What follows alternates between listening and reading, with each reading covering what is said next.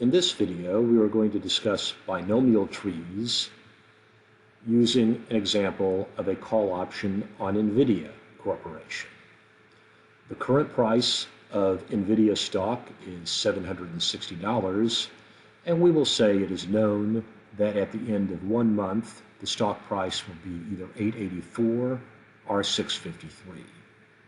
If the risk-free rate of interest is 5.5% per annum with continuous compounding, we will ask what is the value of a 1-month European call option on NVIDIA with a strike price of $760. We came up with these two numbers considering the equation for up and down for the binomial model, where the standard deviation for NVIDIA is 52.5%, which we got from the site marketchameleon.com. The timed expiration is 1 month, or 1/12 of a year. The square root of 1/12 is this term here, and our up term is going to be the exponent of the standard deviation square root of t. Our down term is going to be 1/u, and this term here. So to get our up stock price, we take 1.16 times 760 and get the up stock price of $884. To get our down stock price, we take 0.859 times 760 and get our down stock price of $653. The value of the call option on expiration if the stock goes up is the stock price $884 minus the strike price $760, or $124.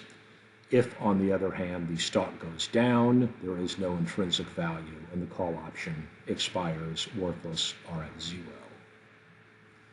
To figure out the value of the call option today, we consider down here a risk-neutral portfolio. A risk-neutral portfolio would be a portfolio that has the same value whether the stock goes up or down. And to figure out what that would be, we want to solve for delta, the number of shares we would invest in to have a risk-neutral portfolio. So that portfolio would consist of the stock price if it goes up, S1 high, times delta, the number of shares, and then a short position in one call option. If it goes down, we would have S1 low times delta, the number of shares we're invested in, and the short position value of a call option if it goes down. Substituting in numbers, we have 884 delta minus 124 equals 653 delta. We rearrange, solve for delta, so we take 124 divided by 884 minus 653, and we get 0.5368 is the number of shares we want to invest in. So if this is a risk-neutral portfolio, then it should return the risk-free rate. So the value of this portfolio today, which is going to be S0 delta minus F0, what we will ultimately want to solve for here, the current value of the call option, will equal the value of the portfolio at the end of 1 month, which, for example, could be S1L times delta, and then the present value thereof. So the present value of the risk-free portfolio from 1 month would be the value of the risk-free portfolio today. Solving for F0, we get S0 delta minus S1L times delta exponent e to the minus RT, or 760 times 0.5368 minus 653 times 0.5368, and in the present value term, exponent of minus 0.055 to the 1/12, expressed here, gives us the current value of our call option as $59.04. The value of a call option can also be derived using this equation here. Consider a risk-neutral portfolio first just looking at stock values. If the value of the stock in 1 month is going to be S1 high times the probability up plus S1 low times the probability of down, which is 1 minus the probability up. And this is a risk-neutral portfolio. Then it has to equal the future value of the stock price today, S naught exponent of RT. So using this equation, we can solve for what P has to be for this portfolio to be risk neutral.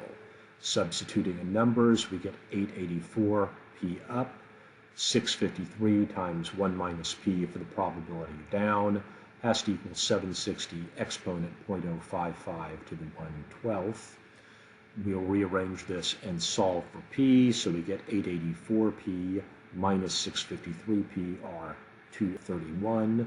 On this side, we have this expression, minus 653, gives us $110.17.